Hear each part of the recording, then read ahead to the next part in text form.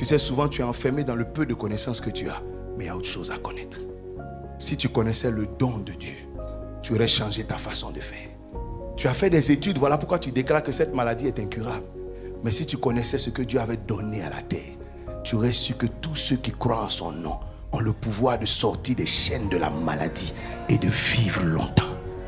La Bible dit par exemple, la connaissance du Fils de Dieu donne la vie éternelle. Mais c'est autre chose à connaître. Tu es sur le point de conclure avec ce que tu sais. Mais il y a autre chose à savoir. Je ne sais pas si tu es dans la position de la femme de Job. C'est vrai, tu te décourages avec ce que tu sais. Mais aussi longtemps que ce que tu sais te décourage, c'est que tu ne sais pas ce qu'il faut savoir. La Bible dit Pierre devait passer de l'autre côté. Jésus lui a dit passer de l'autre côté avant moi. Il lui a bien précisé avant moi. La Bible dit au milieu de la mer, la barque est battue par les flots. Ils n'arrivent plus à avancer. Leur problème c'est qu'ils s'identifient à la barque. Ils veulent rester dans la barque. Mais c'est la barque qui est battue par les flots. C'est pas vous qui êtes battu par les flots. C'est la barque qui est bloquée. La barque n'a pas obligation de passer de l'autre côté. Mais vous devez passer de l'autre côté. Sortez de la barque. On t'a jamais dit va avec la barque de l'autre côté. On dit toi passe de l'autre côté. Quand tu commences ton trajet, il y a des choses qui t'aident au début. Quand ça ne veut plus t'aider, c'est qu'il y a autre chose qui va t'aider. Vous savez ce qui a rendu la veuve de ce fils de prophète pauvre? Elle comptait sur son mari. Vous savez ce qui l'a rendu riche? Quand son mari est mort et qu'elle ne comptait plus sur lui. La femme était quelqu'un de plus prospère que son mari. Mais elle est dans des lois bizarres où c'est le mari qui. Et les gens croient que non, c'est l'homme qui. Qui t'a appris tout ça? Et maintenant tu es pauvre derrière un homme. Or dans ta destinée, tu es censé être plus riche que lui. Et le jour où son mari n'était plus là, la femme a pris une voie que son mari ne connaît pas. La Bible dit la femme a payé toutes les dettes de son mari très rapidement. Ça veut dire que si cette femme s'était réveillée, son mari ne serait pas endetté. Le monsieur avait marié une bonne femme, mais qui a été à la mauvaise école. Mais le jour où le monsieur n'était plus là et qu'elle allait à l'école de Dieu, à l'école d'Élysée, la Bible dit cette femme a percé dans sa destinée.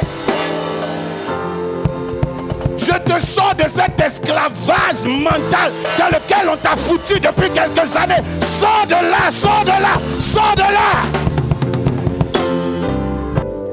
La Bible dit le prophète était là quand il a choisi son fils. Il dit c'est Esaü. C'est Esaü qu'on doit bénir. Quand Rebecca a consulté Dieu, elle s'est rendue compte. Elle n'est pas la prophétesse principale, mais elle a la pensée de Dieu. Elle a la pensée de Dieu. Qui t'a donné cet ordre et ce classement dans lequel tu ranges des choses? C'est Dieu. Ceux qu'on appelle les premiers peuvent être les derniers. Ceux qu'on appelle les derniers peuvent être les premiers. Il peut prendre les choses viles pour confondre les forces. Il fait ce qu'il veut. Tu as mis un ordre bizarre dans ton système. Et le plus grand était là quand Joseph est devenu le prince de ses frères. Qui t'a appris que c'est ton grand frère qui va t'aider? Peut-être que tu es né le dernier, mais c'est toi qui vas aider toute la famille. C'est toi qui vas bénir la famille. C'est toi qui vas enrichir la famille. C'est toi qui vas permettre à cette famille de voir la gloire. Sors de ce système. J'attends mon grand frère, j'attends ma grande soeur, j'attends. Chez moi, il n'y a personne. Mais en vérité, il n'y a personne parce que c'est sur toi que tout le monde compte. Pourquoi tu n'es pas guéri? Il n'y a personne pour m'aider. Il n'y a personne pour m'aider. Il n'y a personne. Jésus qui dit, ça fait 33 ans que je suis sur terre. Et tu me dis, il n'y a personne. Est-ce que je n'existe pas? Mon ami, lève-toi, prends ton lit. Je suis en train de dire à quelqu'un, là où tu te dis, il n'y a personne. Il y a 33 ans qu'il y a quelqu'un. Il y a 33 ans qu'il y a quelqu'un. Il y a 33 ans. Si courir, tomber dans l'eau ne marche pas, la foi peut te dire, prends ton lit à toi et lève-toi. Oh, elle est en train de compter sur ses ennemis pour avoir la joie. Oh papa, les gens me critiquent trop. Si les gens ne me critiquaient pas, j'allais pas pleurer. Qui t'a dit que c'est tes ennemis qui vont te donner la joie? S'ils veulent qu'ils parlent ou qu'ils ne parlent pas, approche-toi de ton Dieu. Ils seront là quand tu te réjouiras. Ils parleront, tu seras heureux. Ils vont te critiquer, tu seras heureux. Ils vont t'attaquer, tu seras heureux. Ils n'ont pas besoin d'arrêter de t'attaquer. Dieu même dit, ils te feront la guerre et je les laisse te faire la guerre. Donc je ne les arrêterai pas. C'est en vain que tu pries en disant Seigneur, il faut que mes ennemis se taisent. Ils ne se tairont pas. Tu seras là. Leurs bouches seront ouvertes, mais ils ne vont plus dire ce qu'ils disaient.